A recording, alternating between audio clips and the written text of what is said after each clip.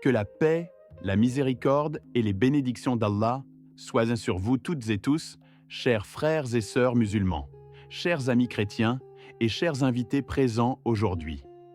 Je m'appelle Juma. Je remercie sincèrement le Très-Haut de nous avoir permis d'être réunis dans cet espace public, dans un esprit de dialogue, de respect mutuel et de recherche sincère de la vérité. Je tiens également à remercier chaleureusement le professeur Dr Zakir Naik pour sa disponibilité, son écoute et son engagement constant en faveur du dialogue entre les croyants. Ma question est simple, mais elle suscite beaucoup de réflexions et parfois des confusions, aussi bien chez les musulmans que chez les chrétiens.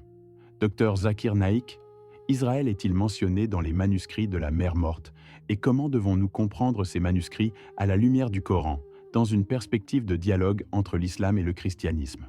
Je remercie notre frère Juma pour sa question respectueuse, claire et très pertinente, ainsi que toutes les personnes présentes, musulmans et chrétiens, pour leur écoute attentive.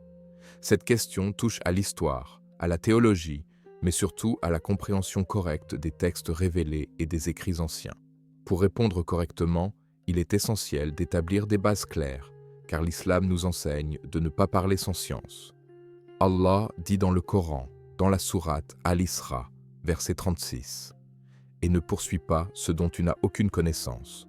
L'ouïe, la vue et le cœur, sur tout cela, on sera interrogé. » Les manuscrits de la Mer Morte, découverts à partir de 1947 près de Qumran, sont des documents anciens attribués à une communauté juive, probablement les Esséniens, et contiennent des fragments de textes bibliques, notamment de la Torah, des psaumes et des livres prophétiques, ainsi que des écrits communautaires.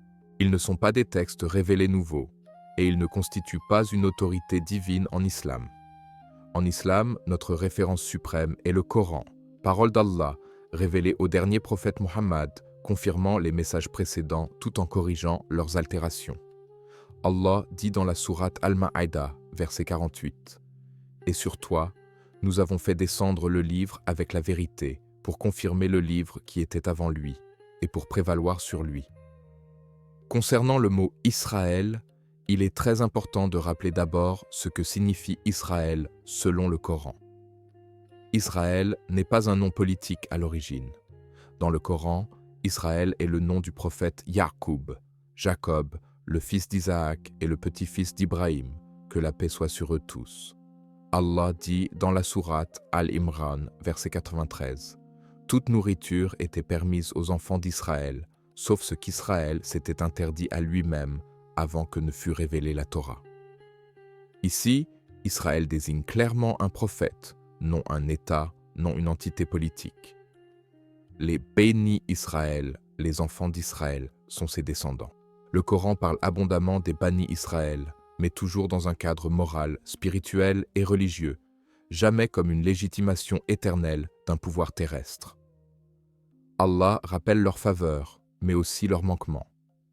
Dans la sourate Al-Baqarah, verset 47, Allah dit « Ô enfants d'Israël, rappelez-vous mon bienfait dont je vous ai comblé et que je vous ai préféré au monde. » Et plus loin, au verset 61, Allah rappelle leur désobéissance.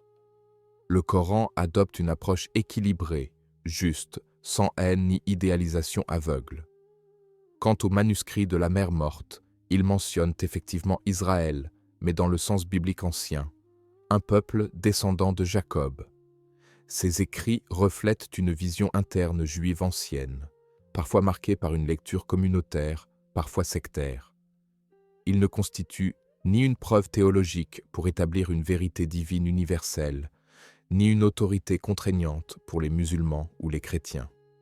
En islam, nous croyons que Moussa, Moïse, Daoud, David, Sulaïman, Salomon et Issa, Jésus, paix sur eux, étaient tous des prophètes envoyés par le même Dieu unique, Allah. Le Coran confirme leur mission, mais corrige certaines interprétations humaines qui se sont glissées dans les textes avec le temps. Pour nos frères chrétiens présents ici, il est important de rappeler que l'islam reconnaît Jésus comme un grand prophète né miraculeusement de Marie, paix sur elle, mais non comme un Dieu ou le Fils de Dieu. Allah dit dans la sourate Al-Ikhlas, dit « Il est Allah, unique. Allah, le seul à être imploré pour ce que nous désirons. Il n'engendre pas et n'a pas été engendré. Les manuscrits de la mer morte ne contiennent aucune preuve claire et explicite établissant une promesse divine éternelle d'une terre au sens politique moderne. Ils parlent plutôt d'attente messianique, de justice, de pureté religieuse et de fidélité à Dieu. En islam, la terre appartient à Allah seul. Allah dit dans la sourate Al-A'raf, verset 128, « La terre appartient à Allah. Il en fait hériter qui il veut parmi ses serviteurs. » Ce verset est fondamental car il montre que l'héritage de la terre est conditionné par l'obéissance et la justice, non par l'ethnie ou l'appartenance tribale. Dans une perspective de dialogue islamo-chrétien, il est essentiel de souligner que l'islam invite au respect et à la discussion pacifique. Allah dit dans la sourate An-Nahl, verset 125, « Appelle au sentier de ton Seigneur avec sagesse et belle exhortation, et discute avec eux de la meilleure façon. » Le prophète Mohammed a vécu à Médine avec des Juifs, a débattu avec des chrétiens, notamment la délégation de Najran, sans jamais user de violence dans le dialogue intellectuel. Les manuscrits de la mer morte sont donc des documents historiques intéressants pour les chercheurs, mais ils ne remplacent ni la révélation divine, ni la guidance morale universelle du Coran. Pour les musulmans, ils confirment indirectement une chose, que les écritures antérieures ont existé, mais qu'elles ont traversé des phases de transmission humaine. Le Coran, préservé mot pour mot, est le critère final. Allah dit dans la sourate Al-Hijr, verset 9, « En vérité, c'est nous qui avons fait descendre le rappel, et c'est nous qui en sommes gardiens. » J'invite mes frères musulmans à ne pas tomber dans la confusion entre religion et politique, et mes amis chrétiens à regarder l'islam non à travers les médias, mais à travers ses sources authentiques. Le message central de l'islam est l'adoration du Dieu unique, la justice, la miséricorde et la responsabilité morale. Les manuscrits anciens, qu'ils soient saints bibliques ou autres, doivent être étudiés avec prudence, humilité et esprit critique. Avant de poursuivre, je profite de ce moment pour inviter nos frères et sœurs à soutenir ce type de dialogue bénéfique.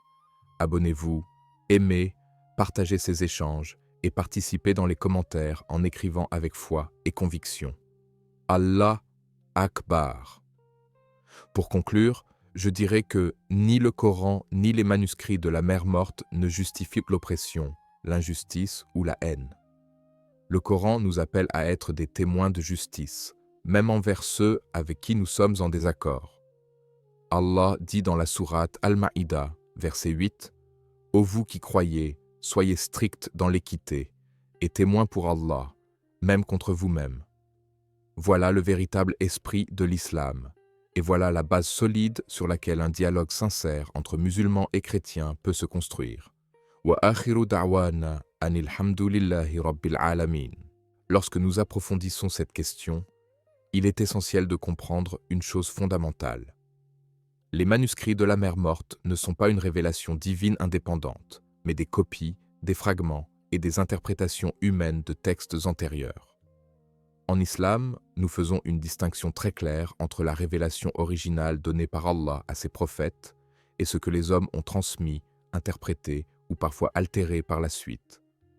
Le Coran reconnaît l'existence de révélations précédentes, mais il affirme aussi, sans ambiguïté, que certaines communautés ont modifié ou mal compris leurs écritures.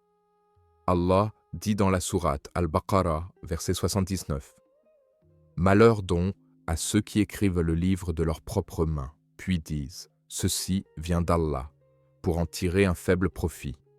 Ce verset ne vise pas un peuple en tant que tel, mais un comportement humain récurrent. Utiliser la religion pour servir des intérêts terrestres.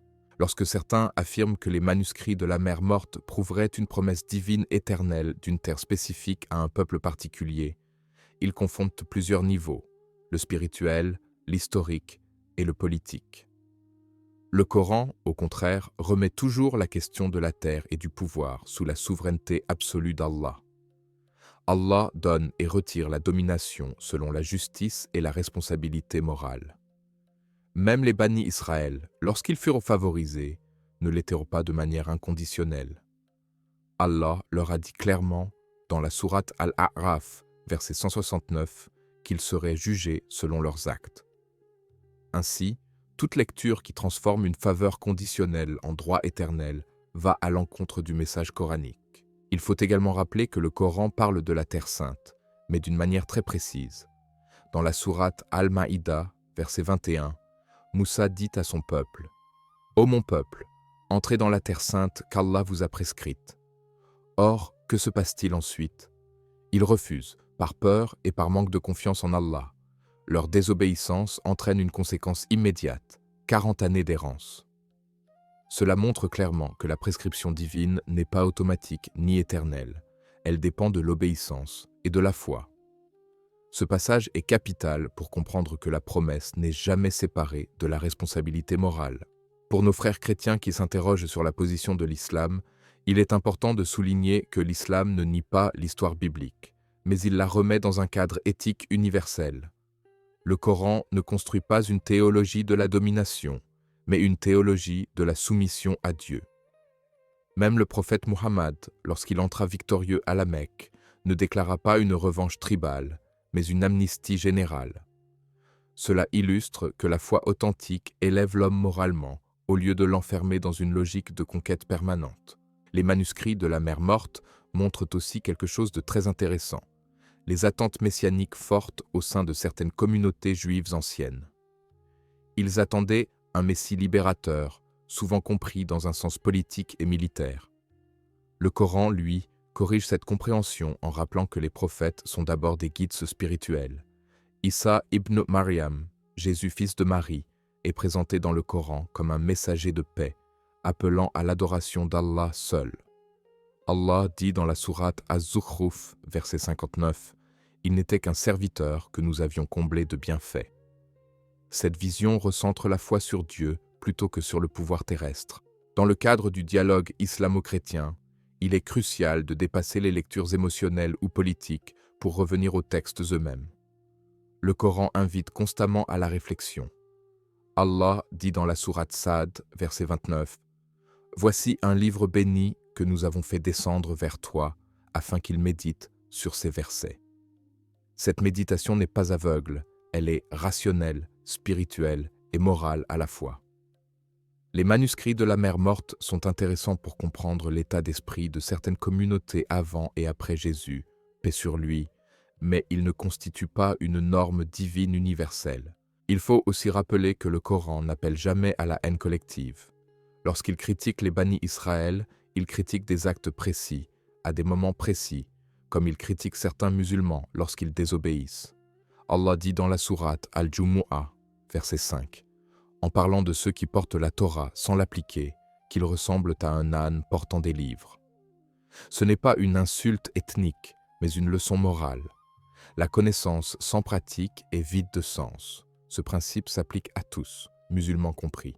Ainsi, lorsque nous analysons les manuscrits de la mer Morte à la lumière du Coran, nous comprenons une chose essentielle. L'islam ne rejette pas l'histoire, mais il refuse qu'on en fasse une arme idéologique. L'objectif du Coran est la guidance de l'humanité vers la justice et la paix intérieure.